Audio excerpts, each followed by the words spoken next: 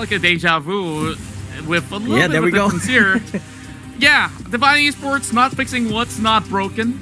So this is where BERJAYA Dragons might opt to take a little bit swerve, but they say, you know what? If we're gonna do the same, maybe we'll just do it a little bit more different in the game.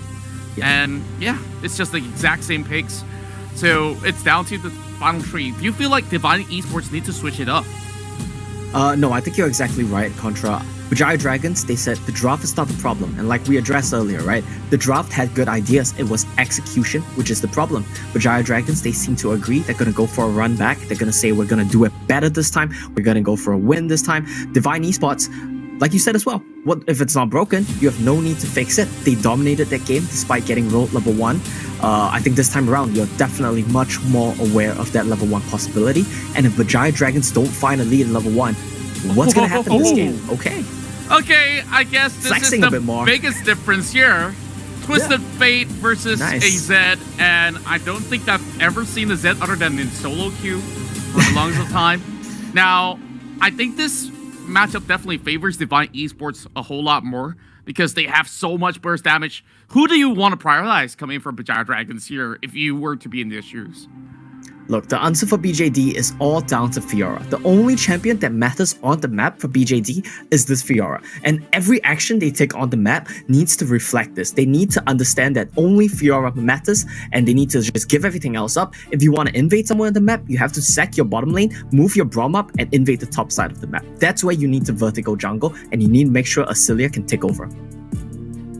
Well, I'm excited for this one because we are getting ourselves that first Zed pick of the series. It's an assassin. It needs to pop off as well. We talk about Twisted Fate needing to pop off. It's going to be that battle in the mid lane. It's going to be exciting. I'm hyped. They're hyped. We're all hyped. Let's go to game number 2. Same bans, almost the same picks. Will it have the same results? With Divine Esports up on one game, let's see what BERJAYA will do to try and turn things around. With TJ standing on your right side, we're very much excited to tell you what's going to happen in this game number 2. Speak for yourself. I'm depressed over here, Yuka. Why are you? What happened? They picked Fiora in the top lane again. Well, and I was like, well, it didn't work out last time, so they're going to make a change. I know they ran the rest of the draft back, but they're going to switch the Fiora. Hey, and then they didn't. To be fair, I think Fiora was really okay in game number 1. He's not that bad. She wasn't that bad. Come on, TJ. Didn't do anything with her. You got the... This is the problem. Like, I am more upset at Isilla for running Fiora again. I remember, if you remember game 1, I justified Isilla's Fiora. I am more upset with them running the Fiora again because they found early game success. Because if you remember, that Fiora was successful and did nothing with the lead. They weren't able to utilize it indeed, but now it looks like, okay, they're gonna do the same early game. Will Divine Esports let that happen though? God. Come on. Divine, we've run this experiment. Zed does not change this. You lose level 1s. Let's see though. I mean, things could... This is just me being optimistic, okay? Come on, cut me off some slack, man. Things could still change. And yeah, Syndicate and Winter still making their way back into the buff area for Divine. Oh my god. Yep. This is just the cheekiest thing I have ever seen. BERJAYA are like, hey, you guys all happen to be around this red buff again? Just wondering? Just thought we'd check. Turns out, no. So Syndicate and Winter will get the early invade. If you're tracking these jungle clears, what really matters here is Syndicate's path back to his own red buff. Yes. That's in the top left corner of your screen. And if Syndicate is able to get back there before Len, it's a net advantage to BERJAYA of a truly massive proportion. If he instead opts to go to his blue buff in the top right corner, it's what's known as a vertical jungle, and we'll expect Len to take away the top left-hand side of the screen, the top left side of the jungle, and they'll just split the map kind of vertically as opposed to the normal horizontal down the river. Usually highlight the junglers. Looks like I'm going to highlight the mid laners now. Coyote, very much successful with pushing Chili back. Quite a sad Twisted Fate sitting on level 3. Looking down here now at the Dragon lane side. Saki usually just throwing out the bombs. Was not able to stop Hope 1 from being confident and storming and poking in the front lines though. So just to give you an update on those jungle paths, is there is this brawl happening down bottom you were talking about. Len takes his time to invade here, and he's going to get caught out because of it. Chili was kind of playing defense, playing goalkeeper, and Syndicate went buff to buff. He went Divine's red buff to his blue buff, got both those buffs, then got the Scuffle Crab in the bottom river, then roams up to the top side. So it's not a flashy level 1 fight, but Syndicate, as a result of this, has a pretty massive gold lead over Len for this early game, just because he was able to steal away Len's Raptors, Len's red buff at the very beginning of this game. Roughly 200, 300 gold lead in favor of Syndicate. Let's see if BERJAYA will able to convert that to an advantage, as TanX being able to stun Scylla with key bursts, but still no actual commitments. Syndicate though, here he goes. Could be a possible 2v1. TanX being very defensive on their turret. Destiny has been popped. Gold card, will it connect? Apparently it will not, but you have the Blade of the Exile being sent out. Still though, first kill going over to the side of BERJAYA. That's clean, BERJAYA. That's exactly what we're looking for. They bring the teleport in, they have the long roam from Winter, Syndicate roams up, and it's all enabled by the fact that they're running Ziggs down bottom. We don't have the scoreboard up right now, but Sagi is only at like a 200 gold deficit because Ziggs' wave clear is so good, and there's not a whole lot of poke during early levels, even from a Varus. So he's just able to sit back here and exchange bombs with arrows for the wave and stay about even in gold. Now that's going to change here because Hope 1's going to start being able to poke more reliably, and Sagi's going to need defense in order to just not die behind the turret. So expect Winter to kind of stay down there in the bottom lane for the next couple of levels. But BERJAYA have played their early game pretty perfectly here. That's true. And which is probably why they're still running the same draft. I mean, they did lose game number 1, but they trust this draft completely. Len actually visited the Dragon lane earlier, but looks like they were not able to get the kill on Sagi. Syndicate roams up to the top lane here, again challenging TanX, and they don't get the kill, but I'm still very impressed. Also, we have a dive in the bottom lane as Coyote tries to set up. Both these dives, the top lane pressure from BERJAYA and Divine's bottom lane pressure, are for the same reason. It's because we just got objectives. BERJAYA are putting a lot of emphasis on this Rift Herald. They did this exact same gank during game number 1.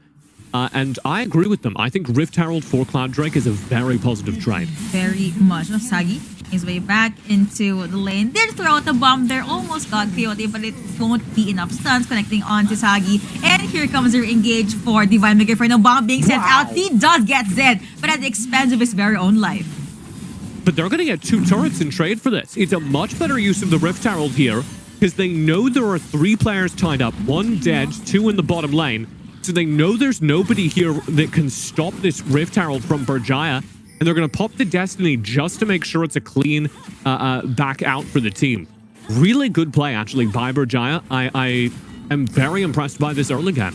At the same time, Scylla and Syndicate was able to get the Triforce ready, pretty much slowly ramping up and gearing for the next possible battle. Hope 1 though, still alone pretty much into the mid lane. With Destiny not available, I believe BERJAYA will just play this one out safely. There is your... Oh, they're not playing it safely. Look at there. Good try to lock in on Quay and was able to get the kill onto Brand.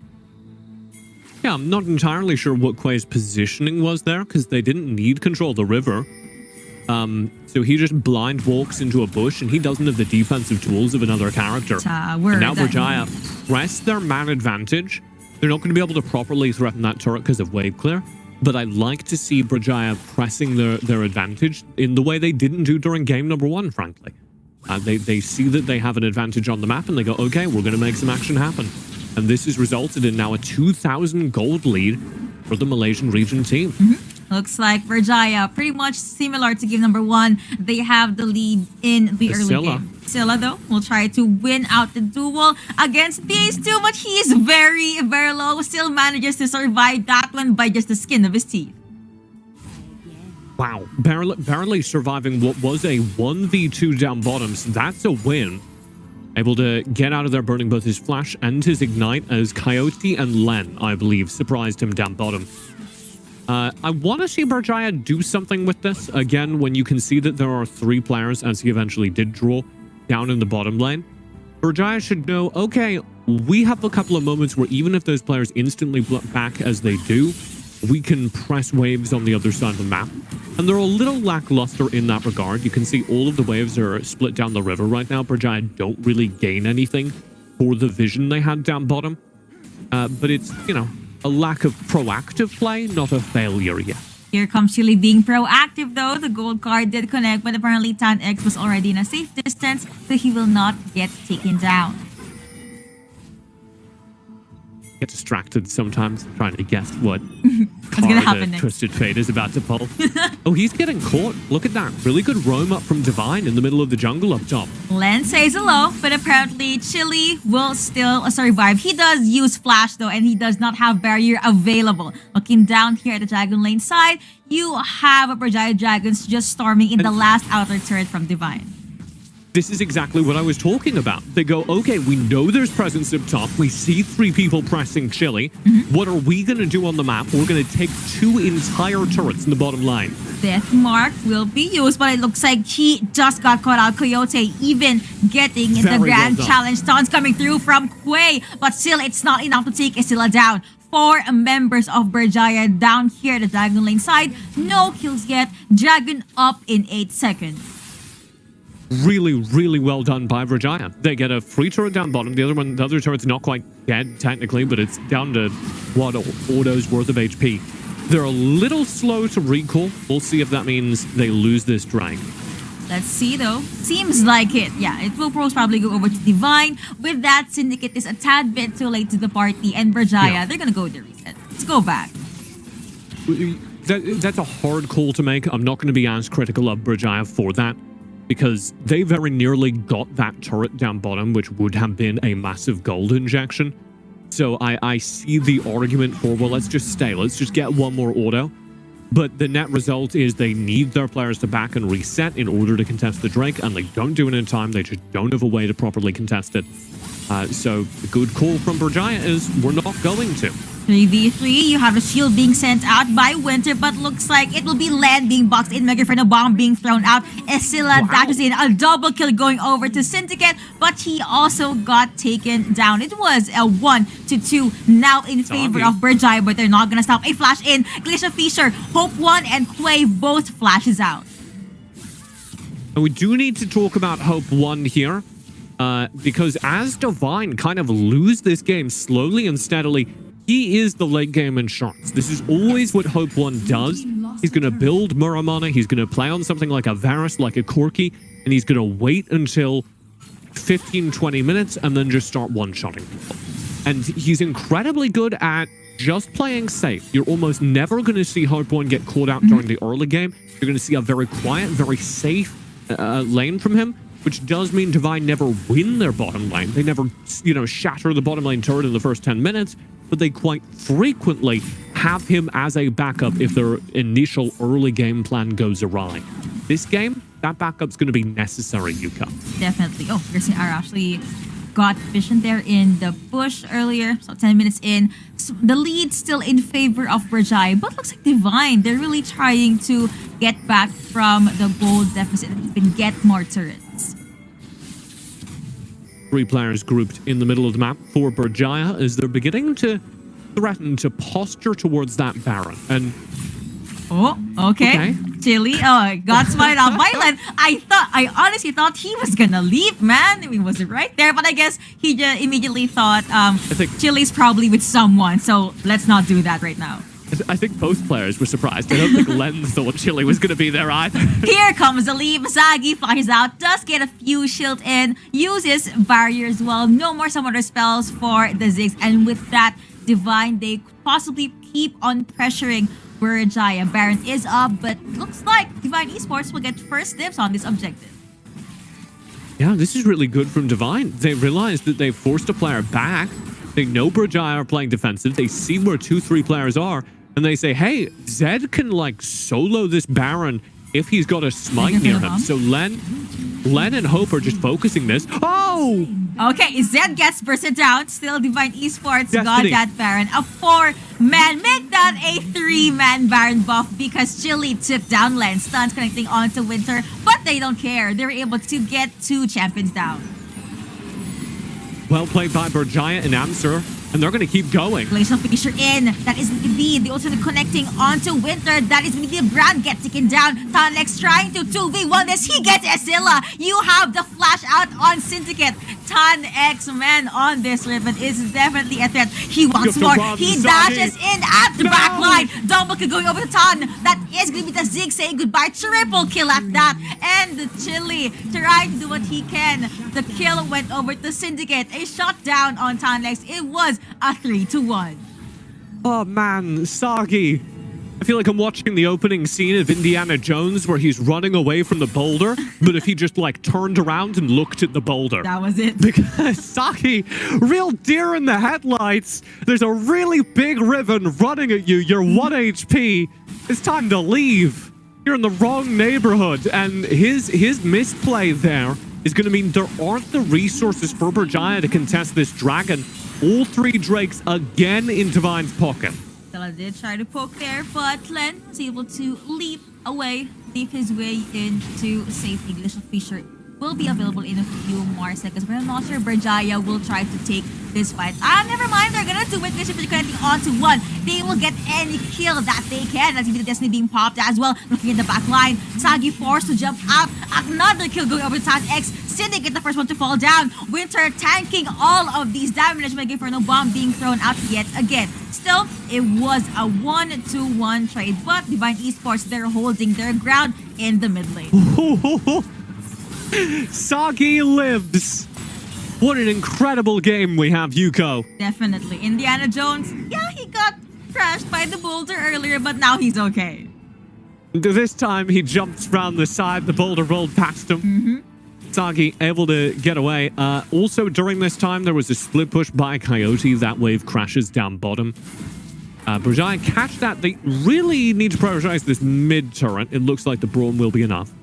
And all of their turrets survive a Baron. So we're talking about the misplay in the mid lane. We're talking about that Drake going down. It is worth noting that because of Sagi's heroics earlier, because of the way Chili acted aggressively, BERJAYA really don't lose anything to a Baron take from Divine. And they still have a gold lead.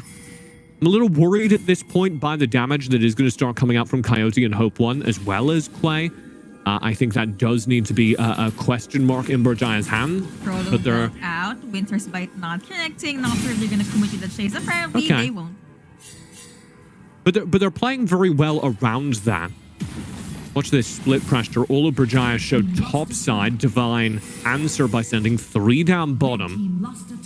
Good trade. They both got the Dragon Lane and mid lane turret just because 4 champions were focused on Tan-X, which is still alive, by the way. You're going to try to go with the inhibitor turret.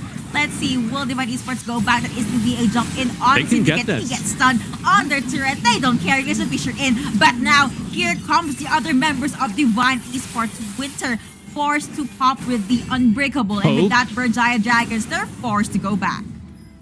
That's an incredible trade from BERJAYA.